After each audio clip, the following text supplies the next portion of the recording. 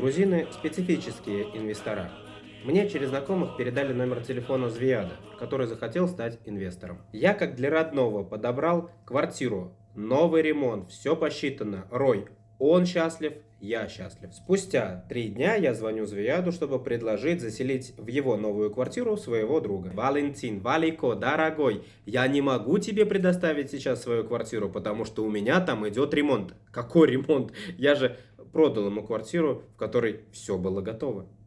Менталитет сыграл злую шутку. Человек мог зарабатывать деньги уже сейчас, но вместо этого продолжает вкладывать деньги в готовую квартиру. Напишите в комментариях, стоит ли вкладывать деньги в уже готовую квартиру, которая предназначена для сдачи, а не для жизни.